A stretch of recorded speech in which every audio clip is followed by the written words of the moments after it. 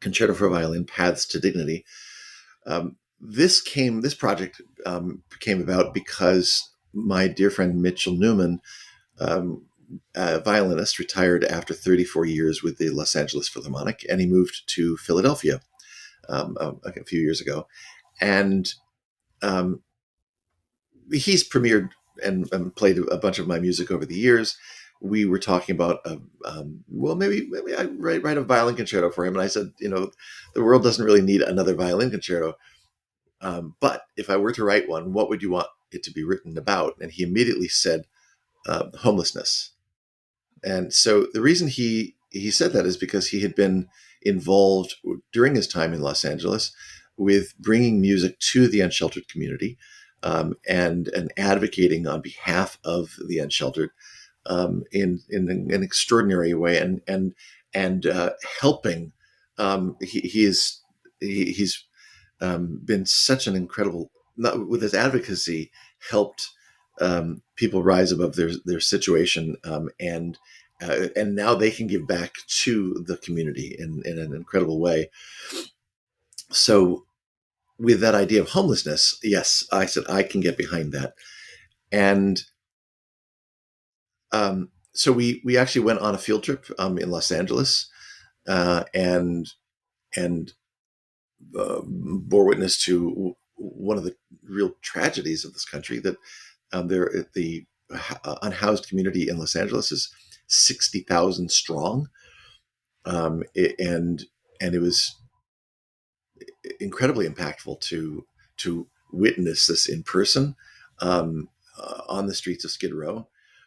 Side note, you might remember the movie or the book, or the series of originated as a series of articles in the LA Times of The Soloist, the basis of The Soloist.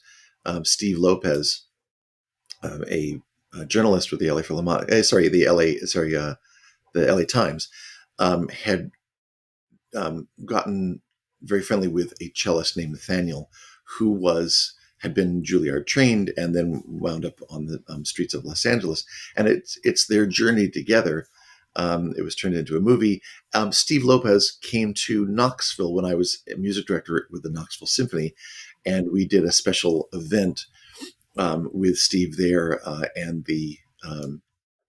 uh, uh, the homeless shelter in Knoxville, as a fundraiser.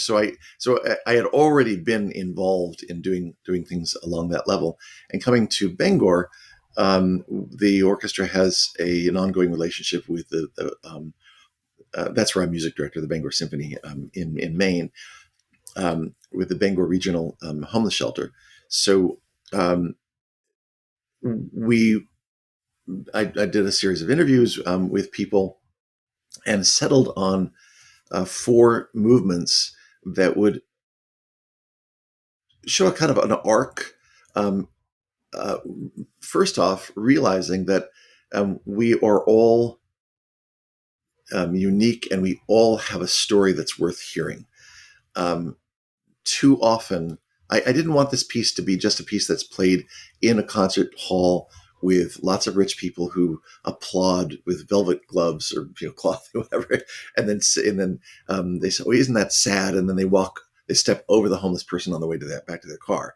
That could not be what I did not want to do that. Um, I wanted to bring awareness to the fact that um, uh, everybody is human. Everybody has a story that is worth being told and being heard. And in the Jewish faith, there's um, a kind of a prevailing philosophy that in the community, no one uh, should be unhoused. Everyone deserves to have food and shelter, and it is our obligation to make it so. Um, and with that, the first movement became Our Stories. The motivic, just like with the piano concerto in Truth, the motivic idea um, in the Paths to Dignity concerto comes from six pitches, which come from tzedek, which is justice, lengthened to tzedakah, which is charity. And when you give tzedakah, you're giving charity. And those 6 notes become the basis of, again, the entire concerto, where at the very beginning we hear the solo cello play, "This is my story," and those are the 6 notes. And then the violinist responds with those same notes, but kind of in a switched around. "I hear you, I see you." And that's the dialogue that is set up at the very, very beginning. The whole community tells their story, and the violinist says, "I hear you, I see you." The arc of the piece tells a few stories along the way, the second movement being Fever Dreams and Move, first half of which explores the PTSD that many of our service people have, armed forces people have experienced, and then that segues into move, which is a word that is heard too often in the unsheltered community. Move, get out of here. We don't want you. Go someplace else. And it's a real scramble of a piece. The third movement is called Shelter for My Child. And this is actually the emotional core of the whole piece, addressing the situation of those who are in this situation, no fault of their own. And that are victims of the of society not taking care of its own, and it's for me, as I said, the emotional core. It really tugs the heartstrings, and has the soloist as soloist at times is the commentator, sometimes the a participant. I mean, the violinist goes in and out of roles, and then at the very end of the last movement, which is Finding Home, this points towards reintegration into society, and the violinist sings an anthem of reintegration, and "This is me, hear my story. I am." With this, it's basically this anthem that the violinist plays, and the whole community grows and gets behind and supportive of this story. So it's a beautiful conclusion. The idea with the concerto is that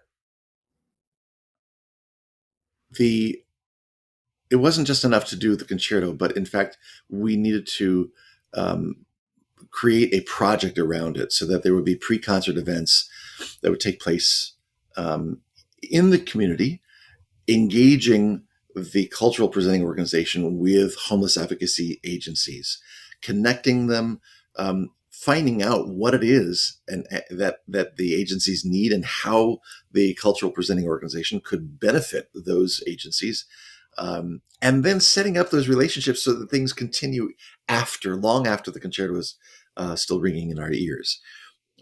Because the music doesn't stop and the need doesn't stop. It's important to continue with these events, and continue bringing awareness and thus dignity to those from whom it has been stripped.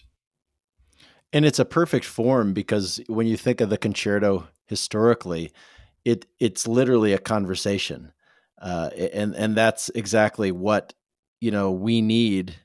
What arts groups can do in a society is have a conversation, is host. And many times at arts groups, there's people of all different kind of political and even sociological distinctions.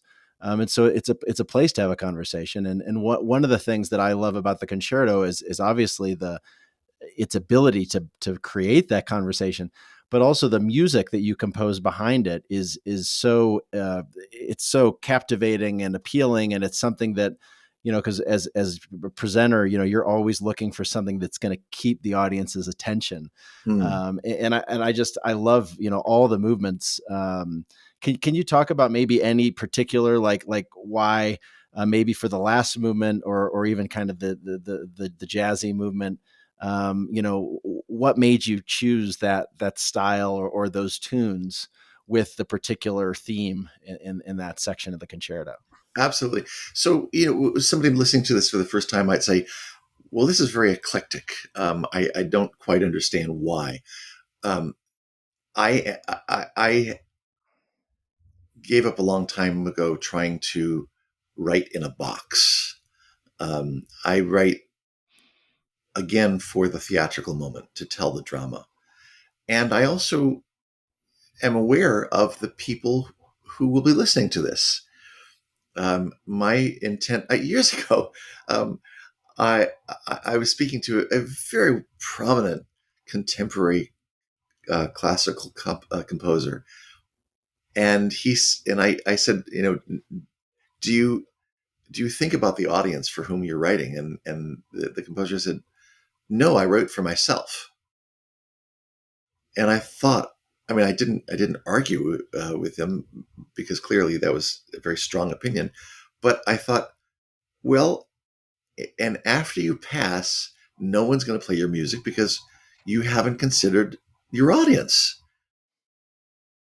It's a very selfish kind of thing. I want to I want to create a vehicle that moves people, that touches people. And I write, I think, along the lines of the Bernstein and Copland, writing music that creates images in our head, in our mind, and touches our heart. And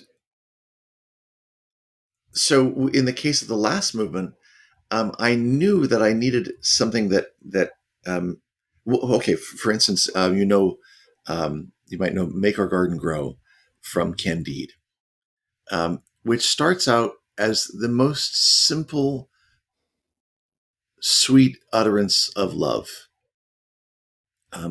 You've been a fool, and so have I, but come and be my wife. I mean, just it's so silly. After 3 hours of having traveled the world and been in wars and battles and death, this and that, and they come together in the most simple way. But this anthem, this is one of my favorite pieces of music. I had the chance to conduct Candide in Los Angeles, 61 performances at the Amundsen. It was amazing, and every night, as the ensemble would progress downstage and the music builds, I would be sobbing as I'm conducting, because the music is so powerful. I wanted that kind of build, with the violin leading the community, and that's what this is. This is me, hear my story, I deserve to be heard. This is me. I mean, so it has this progressive growth to it. Um, and I think that's an audience can, you get the goosebumps going, and and you feel that connection, the electricity as a community, when you're hearing that kind of music. The jazz movement, which is the second half of the second movement, called Move, I wanted to write something that was kind of angular and disturbing, um, uh, and it just had its own odd pulse. The motivic material comes from Dignity, which is the same melody, ba ba bum ba ba bum bum, but it's just turned around a little bit, ba do da do ba da ba ba do. So it's the same notes, of the dignity theme that the violin introduces in the last movement. And here you hear it in this very angular way, because in fact there is no dignity when you are pushing out communities and destroying communities and throwing things away. You're telling people you are of no value, and the things you have are of no value.